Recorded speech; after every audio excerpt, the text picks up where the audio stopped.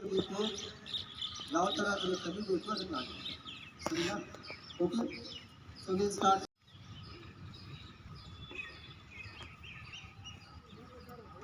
Start with some of the warm-up exercises.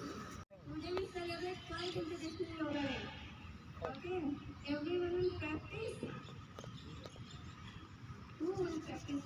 Friends? Good. So today we celebrate why? Why we celebrate only Yoga Day? Tell me. Surya. Why we celebrate Yoga Day? Tell to anyone. Longest day, yes. Anyone? Tell to give to reviews only, that's it.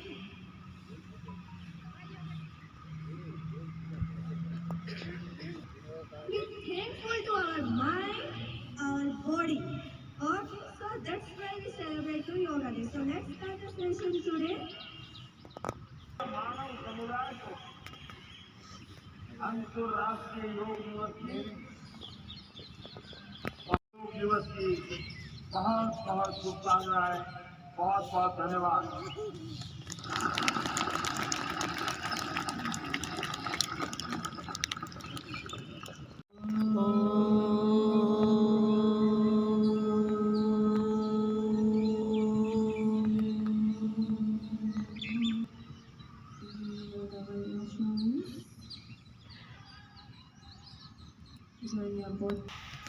Put it to shoulder and lift.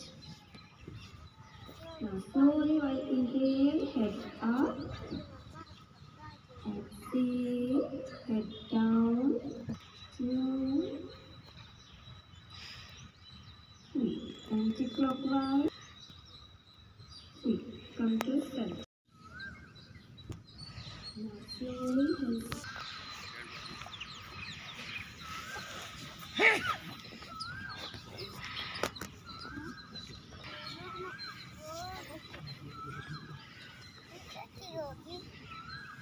Now we practice Baddha Konasana.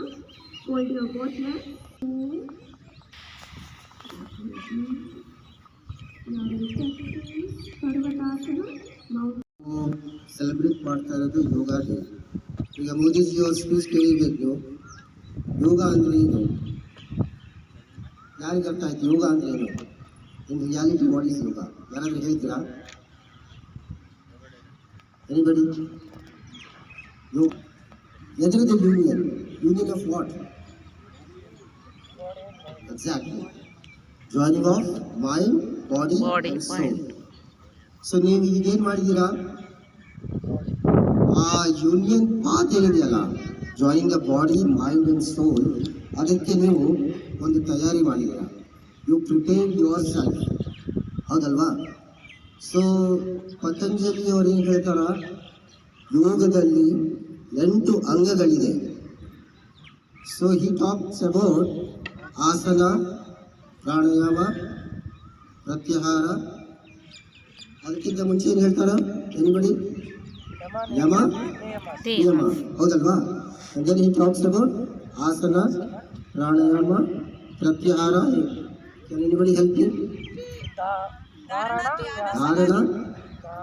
Next, dhyana. ಮುಂಚೆ ಧ್ಯಾನ, and then finally samadhi. ಹೌದಲ್ವಾ? This is a complete yoga.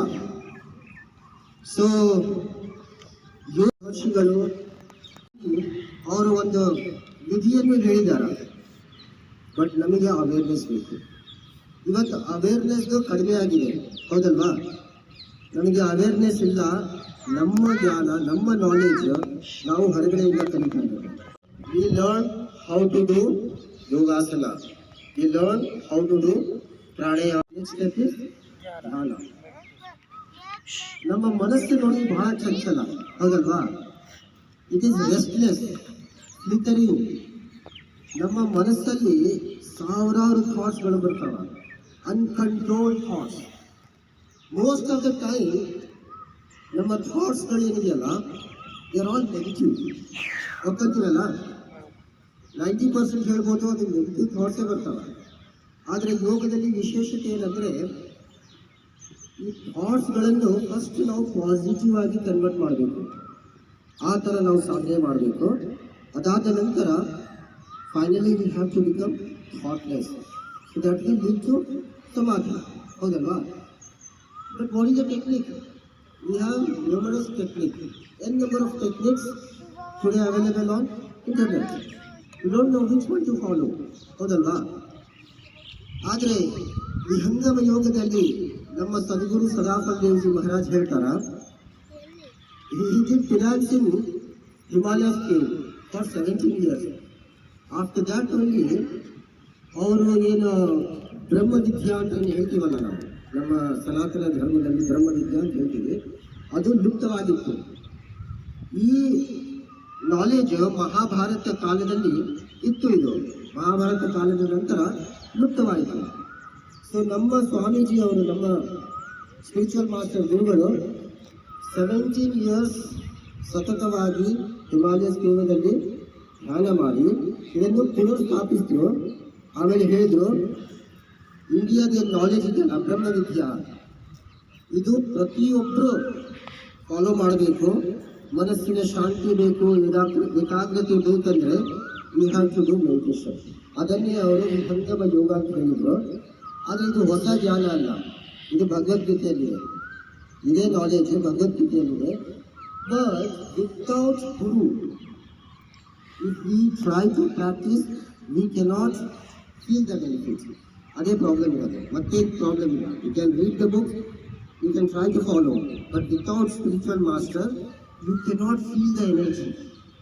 Today, we are kind of mediator.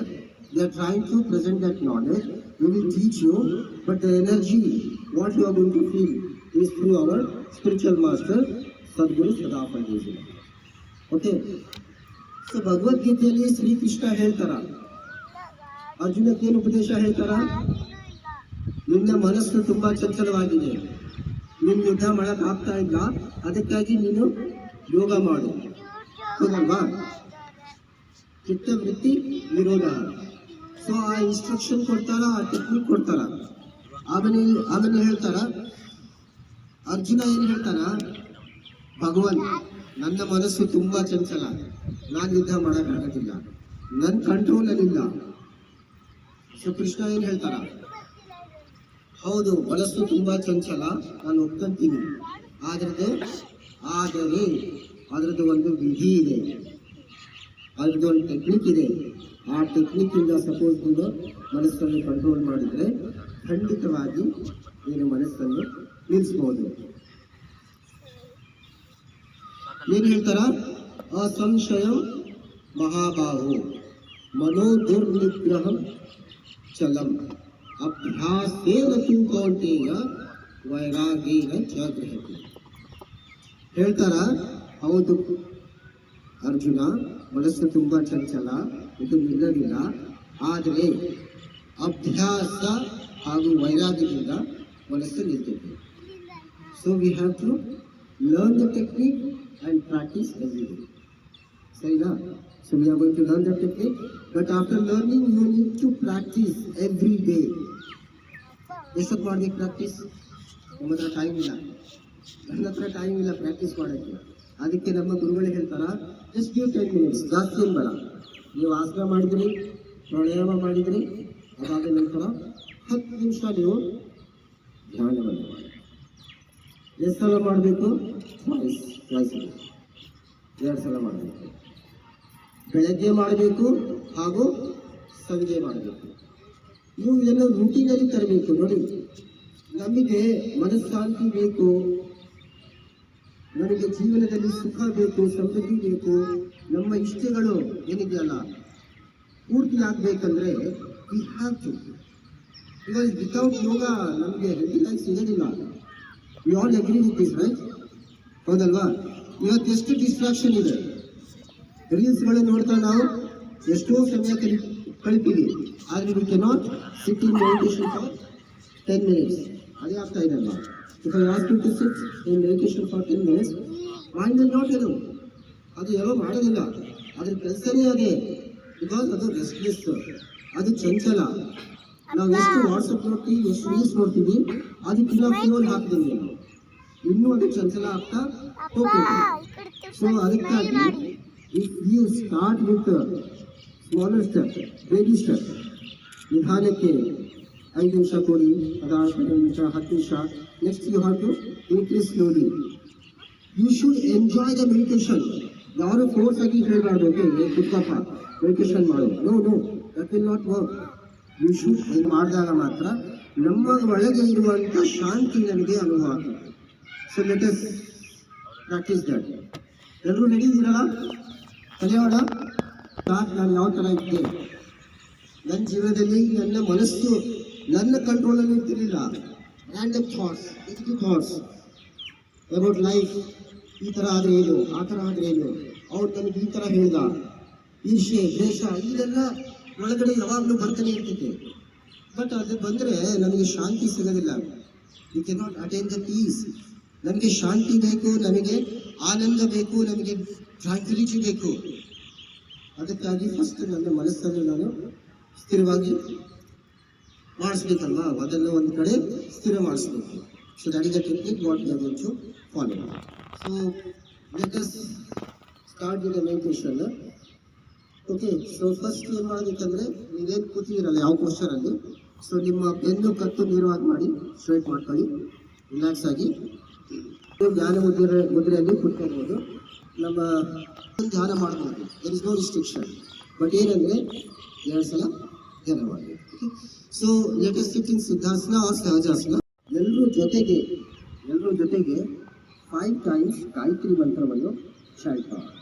Okay, so let us take a deep breath.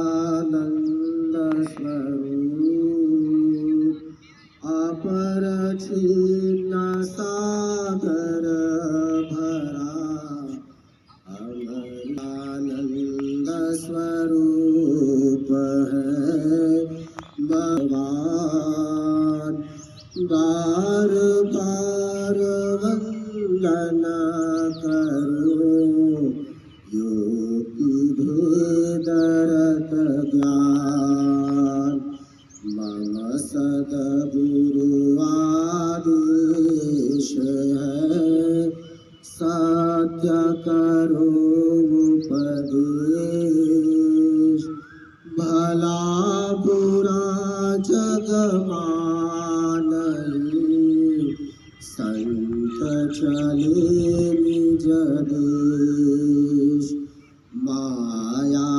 लोक छुड़ाय कर, चेतन लोक निवास, सद्गुरु। वो सीधा आंखों पर न पड़े, साइड में रहे या पीछे रहे. ಕಣ್ಣಿಗೆ ಏನಾದರೂ ನೀರು ಬಂದರೆ ಏನು ಮಾಡಬೇಕಂದ್ರೆ ಸ್ವಲ್ಪ ಮುಚ್ಕೋಬೇಕು. ಅದಾದ ನಂತರ ಪುನಃ ನೋಡಬೇಕು. ನಿಮಗೆ ಸ್ಟಾರ್ಟಿಂಗಲ್ಲಿ ಏನಾಗ್ತಿದ್ರೆ ಬ್ಲರ್ ಕಾಣ್ತಿತ್ತು, ಹೌದಲ್ವಾ? ಈಗ ನೋಡಿದ್ರೆ ನಿಮಗೆ ಮೂಗು ಕ್ಲಿಯರಿಗೆ ಕಾಣ್ತಾ ಇಲ್ಲ, ಡಬಲ್ ಕಾಣ್ತಾ ಇದೆ. ಎಷ್ಟು ಜನಕ್ಕೆ ಡಬಲ್ ಕಾಣ್ತಾ ಇದೆ? ಆಲ್ಮೋಸ್ಟ್ ಎಲ್ಲರಿಗೂ ಡಬಲ್ ಕಾಣ್ತಾ ಇದೆ. ಯಾಕಂದರೆ ನೀವು ಫಸ್ಟ್ ಡೇ ಮಾಡ್ತಾ ಇದ್ದೀರಾ, ಓಕೆ, ಫಸ್ಟ್ ಟೈಮ್ ಮಾಡ್ತಾ ಇದ್ದೀರಾ. When you start practising every day, ನಿಮಗೆ ಆ ಪಾಯಿಂಟ್ ಏನಿದೆಯಲ್ಲ, ಸೆಂಟರ್ ಆಫ್ ದ ನೋಸ್ ಇಲ್ಲಿ ಏನಿದೆಯಲ್ಲ, ಟಿಪ್ಪಲ್ಲಿ, ಅಲ್ಲಿ ಫೋಕಸ್ ಮಾಡೋಕ್ಕೆ ನಿಮಗೆ ಅನುಕೂಲ ಆಗ್ತದೆ. When you start focusing on the tip of the nose, exactly ಆ ಜಾಗದಲ್ಲಿ ಥಾಟ್ಸ್ ಏನಿದೆಯಲ್ಲ ಅದು ವ್ಯಾನಿಷ್ ಆಗುತ್ತೆ. ನೀವು ಥಾಟ್ಲೆಸ್ ಸ್ಟೇಜ್ ಇರ್ತೀವಿ. ಆಗ ನಿಜವಾದ ನಿಮಗೆ ಇದು ಒಂದು ಗ್ಲಿಮ್ಸ್. ಇದು ಈಗ ಆನಂದ ಏನು ಸಿಗ್ತಲ್ಲ, ಶಾಂತಿ ಏನು ಸಿಗ್ತಲ್ಲ, ಅದು ಒಂದು ಗ್ಲಿಮ್ಸ್. ಬಟ್ ಅಪಾರ ಶಾಂತಿ ಇದೆ. ಥಾಟ್ಲೆಸ್ ಆದಾಗ ನಿಮಗೆ ಅದು ಅನುಭವ. So we have to practise, every day practise. ಆಸನ ಮಾಡಿ, ಪ್ರಾಣಾಯಾಮ ಮಾಡಿ, ಅದಾದ ನಂತರ 10 ಮಿನಿಟ್ಸ್ ಮೆಡಿಟೇಷನ್. ಏನಾದರೂ ಪ್ರಶ್ನೆ ಇದ್ದರೆ ಕೇಳಬಹುದು. ಆಮೇಲೆ ನೀವು ಸ್ವತಃ ಮಾಡಬೇಕು. ಇದು ಗುರುಮುಖಿ ವಿದ್ಯೆ, ಗುರು ಆಜ್ಞೆಯಿಂದ ನಾವು ಹೇಳ್ತಾ ಇರೋದು. ನೀವು ಸ್ವಯಂ ಮಾಡಬೇಕು, ಅನ್ಯರಿಗೆ ಈ ಟೆಕ್ನಿಕ್ ಹೇಳ್ಕೊಡ್ಬೇಕು.